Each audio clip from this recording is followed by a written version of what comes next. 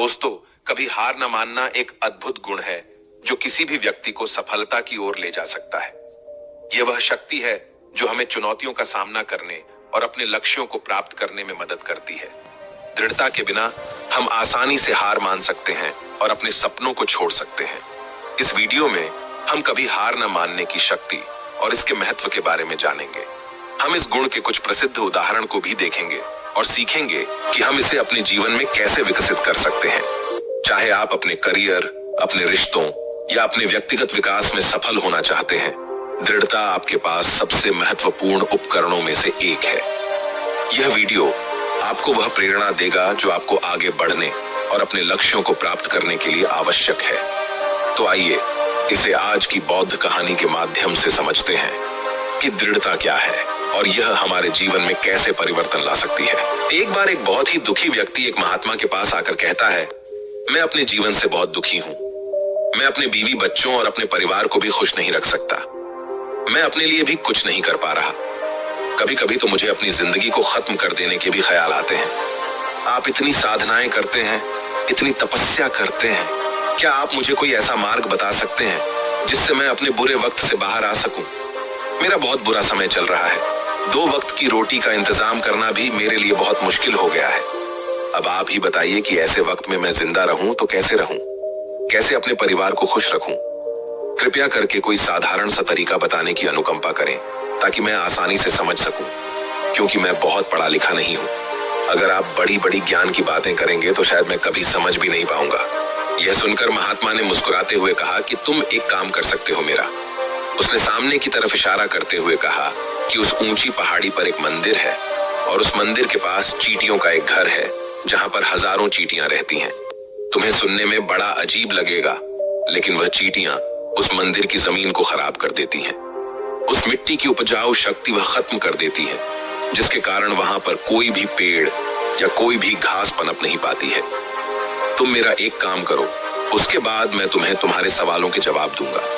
तुम 7 दिन तक रोज उस पहाड़ी पर जाओ और उस चींटियों के घर को तहस नहस कर दो, उसको तोड़ दो। जब भी तुम्हें कोई चींटियों का घर दिखे मंदिर के आसपास, तो उसे वहीं पर तहस नहस कर देना। लेकिन याद रहे, घर को तोड़ने में कोई भी चींटी मरने नहीं चाहिए। इस बात को समझने का प्रयास करते हुए वह युवक वहां से चला गया। शायद उसको कुछ समझ में नहीं आया था कि महात्मा जी ऐसा क्यों करवा रहे हैं। वह तो उन चींटियों पर अन्याय कर रहे हैं, उनका घर तोड़वा रहे हैं, उन्हें नुकसान पहुंचा रहे हैं। आखिर कौन महात्मा ऐसा करेगा? लेकिन फिर भी उस महात्मा की बात मानते हुए वह अगले दिन से ही पहाड़ी पर जाना शुरू कर देता है। जब वह पहले दिन पहाड़ी पर पहुंचता है तो देखता है कि बहुत सारी चींटियां अपना खाना जुटाने में लगी हुई हैं। सारी चींटियां कतार से चल रही थीं और अनाज के छोटे छोटे कण उठाकर अपने घर में जमा करती जा रही थी। ये देखकर पहले तो उस युवक का मन कमजोर पड़ गया। उसने सोचा कि ये इतनी मेहनत करके अपना घर भर रही हैं और मैं इनके घर को तबाह कर दूंगा तो इनको कितना बुरा लगेगा। लेकिन फिर उसने उस महात्मा की बात याद करते हुए उस घर को तोड़ना शुरू कर दिया। जल्द ही चींटियों में हाहाकार मच गया। वह इधर उधर दौड़ने लगी। अभी तक जो कतार में चल रही थी, अब वह बिखर गई और इधर उधर अपनी जान बचाने के लिए भागने लगी। थोड़ी देर में घर टूट गया और सारी चींटियां इधर उधर छुपने के लिए भाग चुकी थीं। यह करने के बाद वह युवक दुखी मन से वापस अपने घर पर लौट आया। उसका मन परेशान था, दुखी था, पश्चाताप से भरा हुआ था। फिर उसने अपने बिस्तर में रात में लेटे लेटे ही सोचा कि अब तो उन चींटियों का घर तबाह हो चुका है। अब वहां वापस जाने से क्या प्रयोजन है? अब क्या फायदा होगा? क्योंकि चींटियों का घर तहस नहस करने के लिए महात्मा जी ने कहा था, जो मैं कर चुका हूं। लेकिन फिर कुछ सोचकर अगले दिन उसने फिर से जाने का निश्चय किया और अगले दिन सुबह सुबह उठकर वह वापस उसी पहाड़ी पर पहुंच जाता है। पहाड़ी पर पहुंचकर वह उसी जगह पर पहुंचता है जहां पिछली सुबह उसने उस घर को तहस नहस कर दिया था। लेकिन वह यह देखकर चौंक जाता है कि उन चींटियों ने फिर से अपना घर उसी जगह पर बना लिया था और अब वह फिर से अपने घर के लिए सामान इकट्ठा करने में जुटी हुई थी। उस आदमी को देखकर लगा कि यह चींटियां कितनी मूर्ख हैं। इनको पता है कि कल ही इनका घर इसी जगह पर तबाह किया गया है और उसी जगह पर उन्होंने अपना नया घर भी बना लिया। और यह सोचकर वह आदमी हंसने को हुआ। लेकिन फिर से महात्मा की बात याद करते हुए उसने उन चींटियों का घर फिर से तबाह करना शुरू कर दिया। फिर से उन चींटियों में हलचल मच गई और थोड़ी देर में वह चींटियां इधर उधर अपनी जान बचाने के लिए भागने लगी। कुछ ही देर में उनका घर फिर से नष्ट हो गया और वह युवक थोड़ा संतोष के भाव से कि इस बार तो मैंने अच्छी तरह से उस घर को तबाह कर दिया है, अब तो वह चींटियां यहाँ पर अपना घर बना ही नहीं पाएंगी। इसीलिए जाने से पहले उसने उस घर पर ठंडा पानी भी डाल दिया ताकि चींटियां वहां पर अपना घर न बना सकें। और इस तरह अपना कर्म पूरा करके वह युवक फिर से अपने घर लौट आया। आज रात में सोते वक्त फिर से वह इंसान यही सोच रहा था कि क्या महात्मा यह सही काम करवा रहे हैं? क्या किसी का घर तबाह करना किसी सिद्ध पुरुष को शोभा देता है? क्या हो अगर वह महात्मा सिद्ध पुरुष हो ही ना? क्या होगा अगर वह मुझे बेवकूफ बना रहे हो? लेकिन फिर उसने निश्चय किया कि मैं अपने काम को पहले पूरा कर लेता हूँ, उसके बाद ही पता चलेगा कि महात्मा मुझसे ऐसा क्यों करवा रहे थे। और यही सोचकर वह रात में सो जाता है। अगले दिन सुबह उठकर वह फिर से उसी पहाड़ी की ओर निकल जाता है। पहाड़ी पर पहुंचकर वह उसी जगह पर पहुंचता है जहां पर उसने उनके घर को तबाह कर दिया था और वह यह देखकर खुश हो जाता है कि वहां पर कोई भी घर नहीं था। सारी चींटियां वहां से भाग चुकी थीं। अब उसने सोचा कि अब मेरा रोज रोज आने का क्या प्रयोजन, क्योंकि चींटियां तो अपना घर बदल चुकी हैं और महात्मा जी ने मुझे 7 दिन आने के लिए कहा था, लेकिन आज तो तीसरा ही दिन है। अब बाकी 4 दिन वापस आने का क्या प्रयोजन? और यही सोचकर उसने निश्चय किया कि यहाँ से वह सीधा उसी महात्मा के पास जाएगा और उनको यह सारी खबर बता देगा। जब वह वापस मुड़कर उस पहाड़ी से उस महात्मा की कुटिया की तरफ जाने लगा तो उसने देखा तो अचानक उसकी नजर एक और घरौंदे पर पड़ी जो कि चींटियों का ही बनाया हुआ था। मतलब कि वह घरौंदा चींटियों ने ही बनाया था और अब वह चींटियां नए घर में वास कर चुकी थीं। यह नया घर उनके पुराने घर से थोड़ी ही दूरी पर था और जब उस युवक की नजर उस घरौंदे पर पड़ी तो उसने सोचा कि शायद महात्मा को पता था कि यह चींटियां अपना घर यहाँ से बदलकर किसी दूसरी जगह पर बना लेगी, इसीलिए उन्होंने मुझे 7 दिन आने के लिए कहा था। और यह विचार करके वह उसका नया घर भी तोड़ने के लिए पहुंच जाता है। जब वह वहां पहुंचा तो चींटियां उसी तरह अपने कार्य में लगी हुई थीं। वह अपने लिए खाना इकट्ठा कर रही थी और अपने घर में जमा करती जा रही थी। जो पुराना घर टूटा था वहां भी अनाज के कण बचे हुए थे और चींटियां वहां से भी अनाज इकट्ठा कर करके वापस अपने नए घर में ला रही थी। अब यहाँ पर फिर से युवक का मन थोड़ा कमजोर पड़ गया, क्योंकि वह खुद भी कमजोर था, खुद भी वक्त का मारा हुआ था।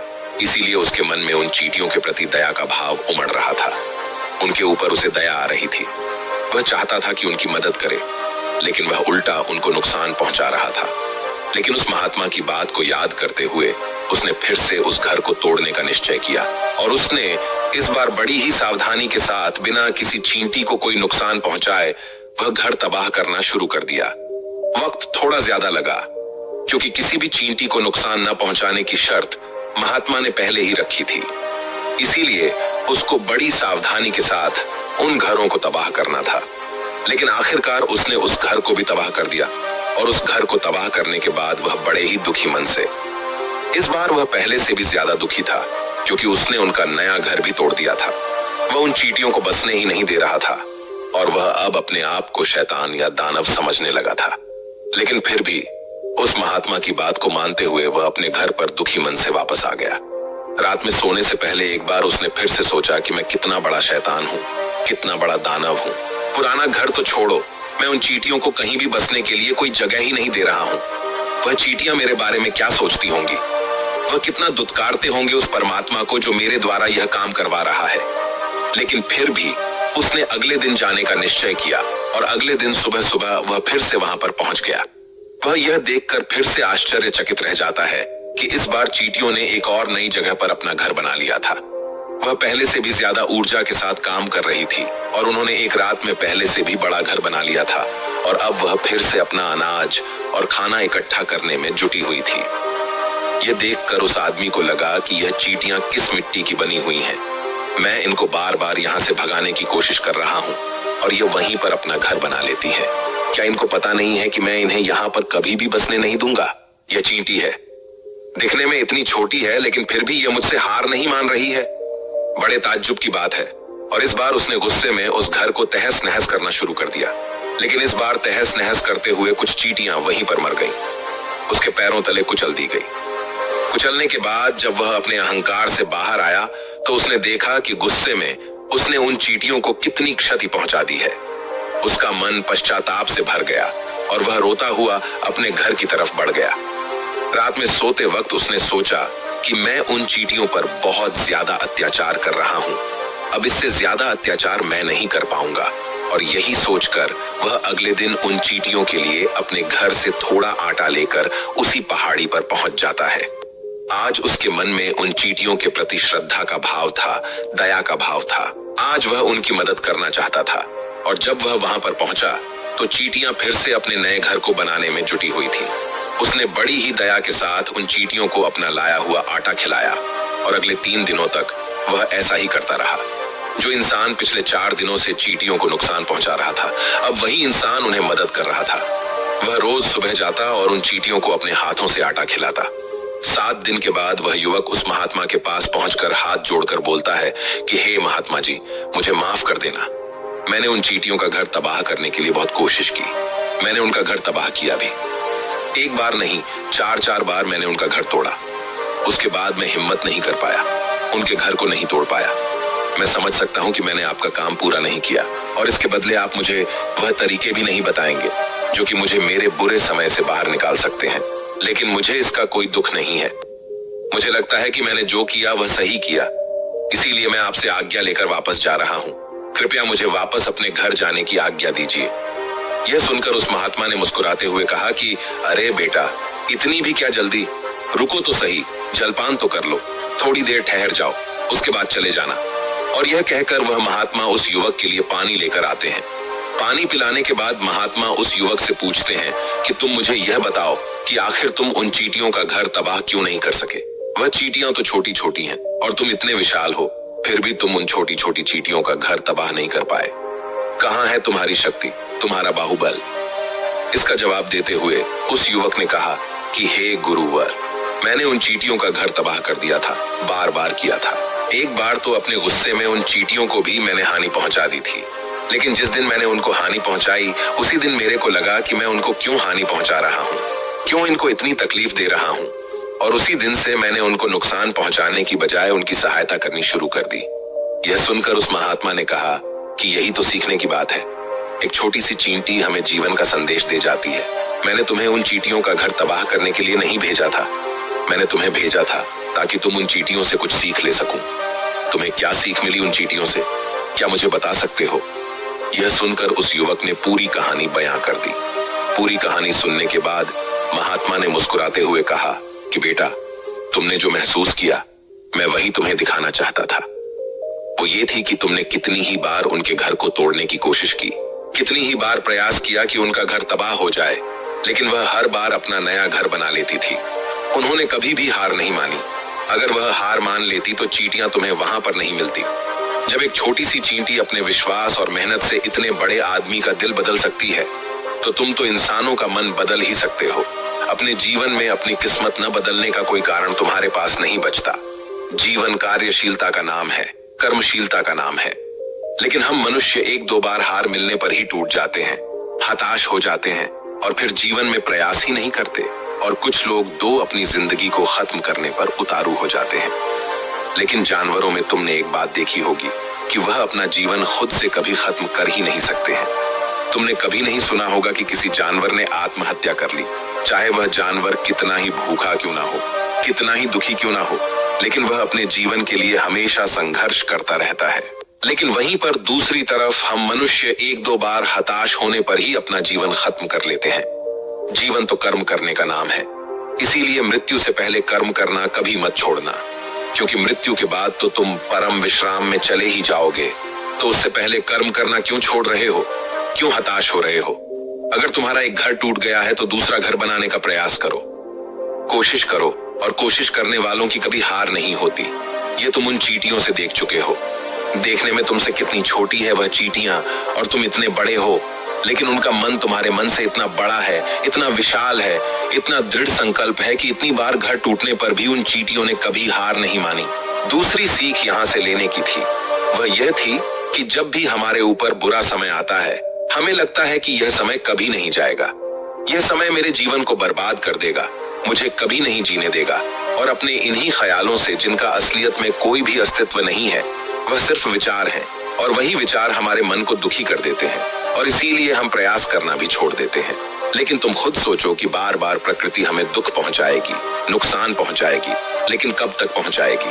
अगर हम बार बार फिर से उठकर फिर से नया प्रयास करते रहेंगे तो प्रकृति भी हमारे सामने घुटने टेक देगी और वह भी एक दिन हमारे ऊपर दयावान हो जाएगी और वह हमें सब कुछ देने लगेगी जिसकी हमने कभी कामना की थी। इसीलिए यह भी कहा जाता है कि बुरा वक्त किसी का भी हमेशा नहीं रहता। तुमने खुद देखा कि तुम उन चींटियों को तबाह करने के लिए पहुंचे थे, लेकिन बाद में तुम्हें उन चींटियों को अनाज और आटा देने लगे। तुम ही उन पर कृपालु हो गए। क्यों हुए? क्योंकि तुमने देखा कि वह चींटियां हार ही नहीं मान रही हैं।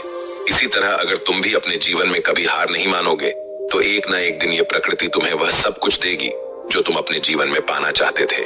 इसीलिए हमेशा याद रखना, हमें बिना रुके, बिना थके और बिना परिणाम की चिंता के बस कार्य करते जाना है। और दूसरा यह कि एक न एक दिन प्रकृति तुम्हारे उस कर्म का परिणाम तुम्हें जरूर देगी। तो दोस्तों, कैसी लगी आपको यह कहानी? आप हमें कमेंट सेक्शन में जरूर बताना और अच्छी लगी हो तो इस चैनल को सब्सक्राइब जरूर कर लेना। तो चलिए मिलते हैं ऐसी ही कोई नई कहानी में कोई नए मैसेज के साथ। तब तक के लिए अपना ख्याल रखें। धन्यवाद। नमो बुद्धाय।